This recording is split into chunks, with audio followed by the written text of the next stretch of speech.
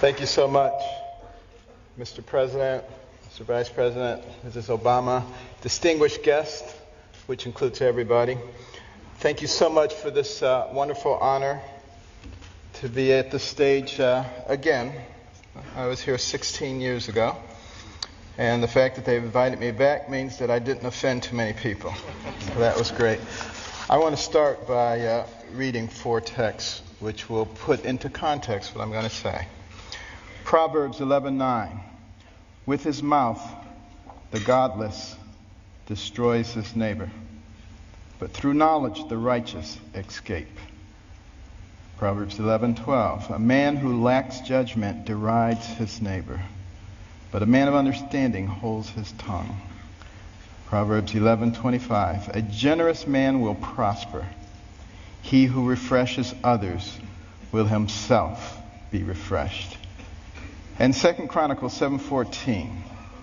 If my people who are called by my name will humble themselves and pray and seek my face and turn from their wicked ways, then will I hear from heaven and will forgive their sins and heal their land.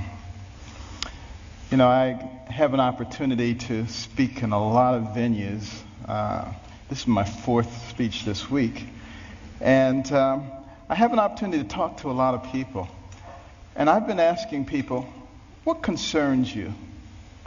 What are you most concerned about in terms of the spirituality and the direction of our nation and our world? And I've talked to very prominent Democrats, very prominent Republicans. And I was surprised by the uniformity of their answers. And those have informed my comments this morning. Now, it's not my intention to offend anyone. I have discovered, however, in recent years that it's very difficult to speak to a large group of people these days and not offend someone. And people walk around with their feelings on their shoulders waiting for you to say something. Did you hear that? And they can't hear anything else you say. The PC police are out in force at all times. I remember once I was talking to a group about the difference between a human brain and a dog's brain. And a man got offended. He said, you can't talk about dogs like that. But, you know, people just focus in on that, completely miss the point of what you're saying. And we've reached a point where people are afraid to actually talk about what they want to say because somebody might be offended. People are afraid to say Merry Christmas at Christmas time. It doesn't matter whether the person you're talking to is Jewish or, you know, whether they're any religion. That's a salutation, a greeting of goodwill.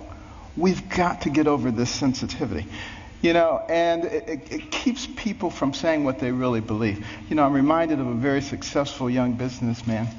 And he loved to buy his mother these exotic gifts for Mother's Day. And he ran out of ideas. And then he ran across these birds. These birds were cool. You know, they cost $5,000 a piece. They could dance, they could sing, they could talk. He was so excited he bought 2 of them. Sent them to his mother. Couldn't wait to call her up on Mother's Day. Mother, what'd you think of those birds? And she said, they was good. He said, no, Mother, you didn't eat those birds. Those birds cost $5,000 a piece. They could dance, they could sing, they could talk. And she said, well, they should have said something. And you know, that's where we end up too if we don't speak up for what we believe. And you know, what we need to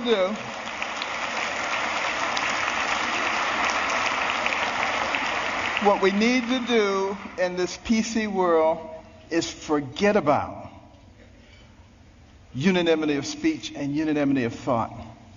And we need to concentrate on being respectful of those people with whom we disagree. And that's when I think we begin to make real progress. And one last thing about political correctness, which I think is a horrible thing, by the way. I'm very, very compassionate, and I'm not ever out to offend anyone. But PC is dangerous. Because you see, this country, one of the founding principles was freedom of thought and freedom of expression. And it muffles people. It puts a muzzle on them. And at the same time, keeps people from discussing important issues while the fabric of this society is being changed. And we cannot fall for that trick. And what we need to do is start talking about things that are important, things that were important in the development of our nation. Well, one of those things was education. I'm very passionate about education because it's made such a big difference in my life. But here we are at a time in the world, the information age, the age of technology. And yet, 30% of people who enter high school in this country do not graduate. 44% of people who start a 4-year college program do not finish it in 4 years. What is that about? Think back to a darker time in our history, 200 years ago when slavery was going on.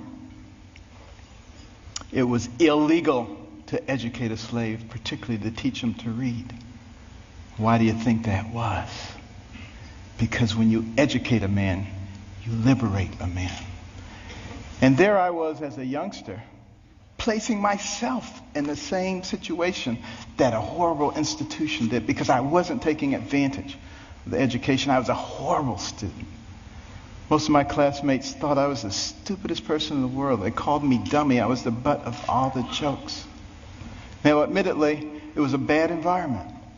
Single parent home. You know, my mother and father had gotten divorced early on. My mother got married when she was 13. She was one of 24 children. Had a horrible life. Discovered that her husband was a bigamist. Had another family. And she only had a third-grade education. She had to take care of us. Dire poverty. Had a horrible temper, poor self-esteem.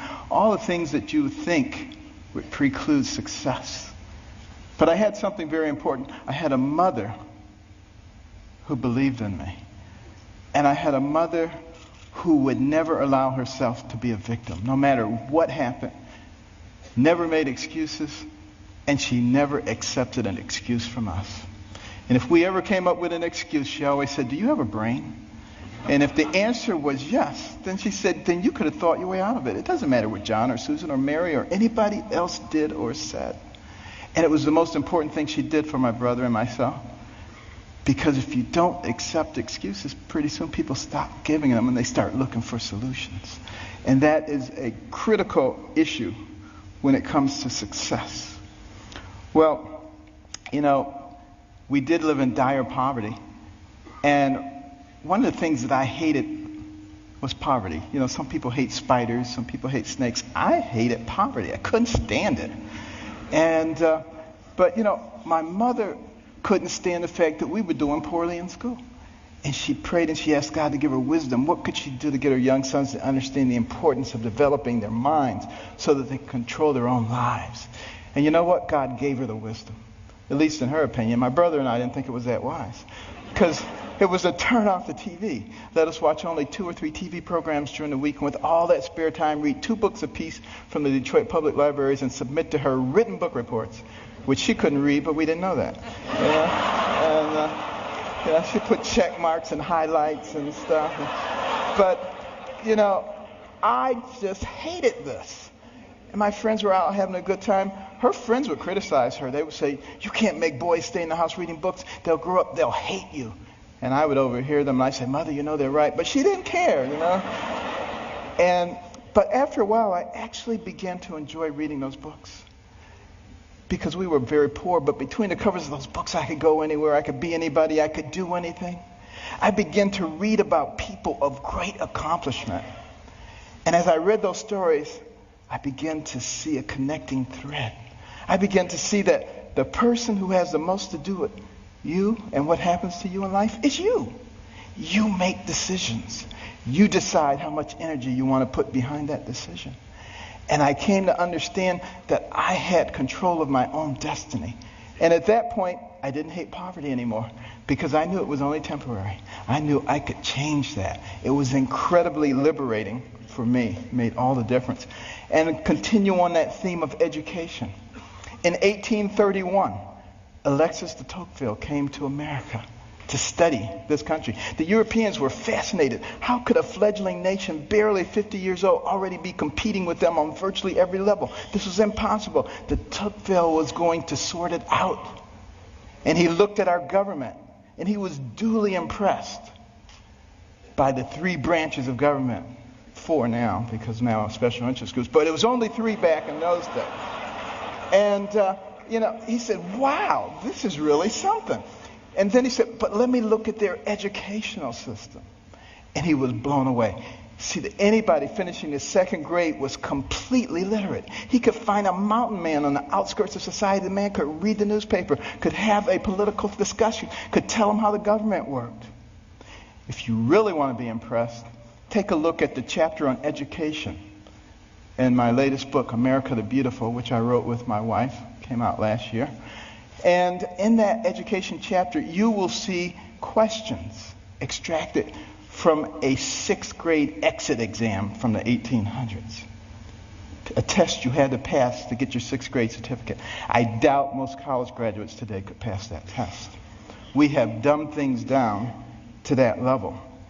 And the reason that is so dangerous is because the people who founded this nation said that our system of government was designed for a well-informed and educated populace. And when they become less informed, they become vulnerable. Think about that. Our system of government, and that's why the education is so vitally important. Now, some people say, you're overblowing it, things aren't that bad. And you're a doctor, a neurosurgeon. Why are you concerned about these things? I've got news for you. 5 doctors signed the Declaration of Independence. Doctors were involved in the framing of the Constitution, the Bill of Rights, a whole bunch of things. It's only been in recent decades that we've extracted ourselves, which I think is a big mistake. We need doctors and we need scientists, engineers. We need all of those people involved in government, not just lawyers. I don't have anything against lawyers, but, here's the thing about lawyers. And I'm sorry, but I got to be truthful, okay? Got to be truthful. What do lawyers learn in law school? To win. By hook or by crook, you got to win. So you got all these Democrat lawyers and you got all these Republican lawyers, and their side wants to win. We need to get rid of that. What we need to start thinking about is how do we solve problems?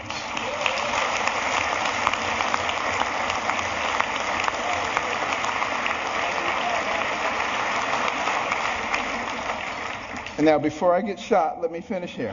Now, one of the reasons, and I don't like to bring up problems without coming up with solutions. My wife and I started the Carson Scholars Fund 16 years ago after we heard about a survey, an international survey, looking at the ability of 8th graders in 22 countries to solve math and science problems. And we came out number 21 out of 22, barely beat out number 22. Very concerning. And we'd go into schools and we'd see all these trophies, all-state basketball, all-state wrestling, all-state this, that, and the other. The quarterback was the big man on campus. And what about the intellectual superstar? What did they get? A National Honor Society pin? A pat on the head, there, little nerd. Nobody cared about them. And is it any wonder that sometimes the smart kids try to hide? They don't want anybody to know that they're smart. This is not helping us as a nation. So we started giving out scholarships to students from all backgrounds for superior academic performance and demonstration of humanitarian qualities. Unless you cared about other people, it didn't matter how smart you were. We got plenty of people like that. We don't need those. We need smart people who care about other people. We would give them money. The money would go into a trust. They would get interest on it. When they went to college, they'd get the money. But also the school gets a trophy. Every bit as impressive as any sports trophies. Goes right out there with the others. They get a medal. They get to go to a banquet. And we try to put them on the same kind of pedestal as we do the all-state athletes. Now, I have nothing against athletics or entertainment. Please believe me. I'm from Baltimore. The Ravens won. This is great, okay? But what will maintain our position in the world? The ability to shoot a 25-foot jump shot or the ability to solve a quadratic equation? And we need to put the things into proper perspective. And, many teachers,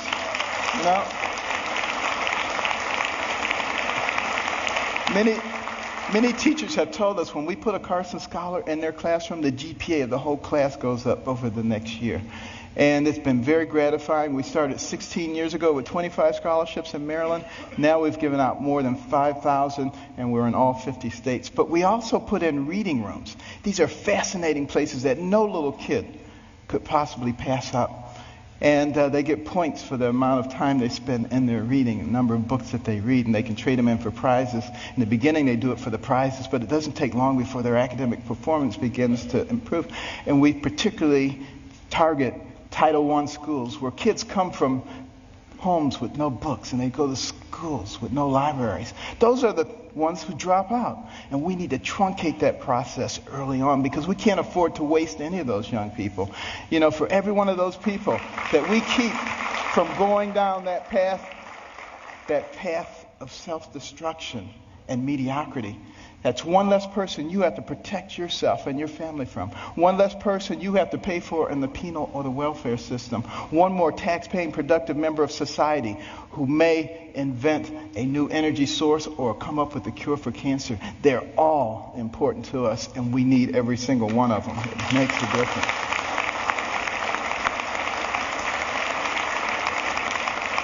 And when you go home tonight, please read about it. Carson Scholars Fund. carsonscholars.org. But why is it so important that we educate our people? Because we don't want to go down the same pathway as many other pinnacle nations who have preceded us. I think particularly about ancient Rome. Very powerful. Nobody could even challenge them militarily. But what happened to them? They destroyed themselves from within. Moral decay. Fiscal irresponsibility. They destroyed themselves. And if you don't think that can happen to America, you get out your books and you start reading. But you know, we can fix it. Why can we fix it? Because we're smart. We have some of the most intellectually gifted people leading our nation. All we need to do is remember what our real responsibilities are so we can solve the problems. I think about these problems all the time. And, you know, my role model was Jesus. And he used parables to help people understand things. And one of our big problems right now, and like I said, I'm not politically correct, so I'm sorry. But, you know, our deficit is a big problem. Think about it. And our national debt, $16.5 trillion. You think that's not a lot of money? Tell you what, count one number per second, which you can't even do because once you get to 1,000, it takes you longer than a second. But one number per second. You know how long it would take you to count the 16 trillion? 507,000 years. More than 500,000 years to get there. We have to deal with this. Here's the parable. A family falls on hard times. Dad loses his job or is demoted, gets part-time work. He has 5 children. He comes to the 5 children. He says, we're going to have to reduce your allowance. Well, they're not happy about it, but he said, except for John and Susan. They're special. They get to keep their allowance. In fact, we may give them more. How do you think that's going to go down? Not too well. Same thing happens. Enough said. What about our taxation system? So complex. There is no one who can possibly comply with every jot and tittle of our tax. If I wanted to get you or you, I could get you on a tax issue. That doesn't make any sense. What we need to do is come up with something that's simple. And when I pick up my Bible, you know what I see? I see the fairest individual in the universe, God, and he's given us a system. It's called tithe. Now, we don't necessarily have to do it 10%, but it's principle. He didn't say, if your crops fail, don't give me any tithes. He didn't say, if you have a bumper crop, give me triple tithes. So there must be something inherently fair about proportionality. You make $10 billion, you put in $1 billion. You make $10, you put in $1. Of course, you got to get rid of the loopholes. But now some people say, well, that's not fair because it doesn't hurt the guy who made $10 billion as much as the guy who made 10. Where does it say you have to hurt the guy? He just put $1 billion in the pot. We don't need to hurt him. It's that kind of thinking. It's that kind of thinking that has resulted in 602 banks in the Cayman Islands. That money needs to be back here, building our infrastructure and creating jobs. And we're smart enough to figure out how to do that. We've already started down the path of solving one of the other big problems, healthcare. We need to have good healthcare for everybody. It's the most important thing that a person can have. Money means nothing, titles means nothing when you don't have your health. But we got to figure out efficient ways to do it. We spend a lot of money on healthcare, twice as much per capita as anybody else in the world, and yet not very efficient. What can we do? Here's my solution. When the person is born, give them a birth certificate, an electronic medical record, and a health savings account, to which money can be contributed pre-tax from the time you're born to the time you die. When you die, you can pass it on to your family members so that when you're 85 years old and you got 6 diseases, you're not trying to spend up everything. You're happy to pass it on, and there's nobody talking about death panels. That's number one. And also, for the people who are indigent, who don't have any money, we can make contributions to their HSA each month because we already have this huge pot of money. Instead of sending it to some bureaucracy, let's put it in their HSAs. Now they have some control over their own health care.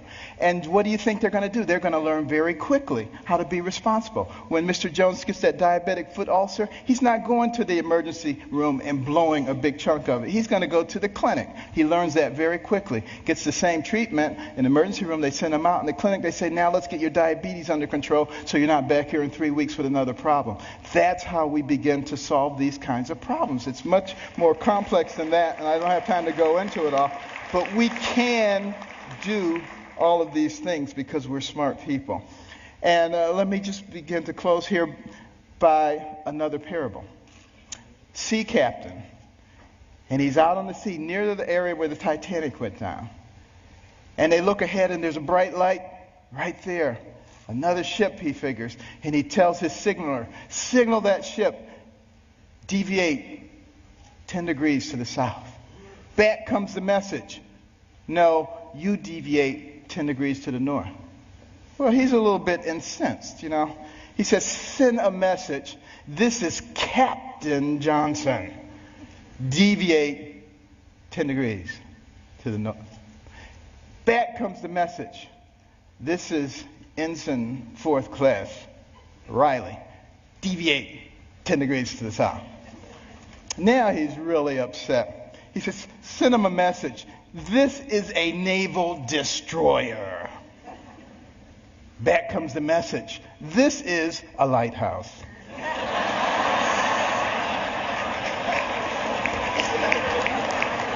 Enough said. Now, what about the symbol of our nation?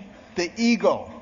The bald eagle. It's an interesting story how we chose that. But a lot of people think we call it the bald eagle because it looks like it has a bald head. That's not the reason. It comes from the Old English word piebald, which means crowned with white. And we just shorten it to bald.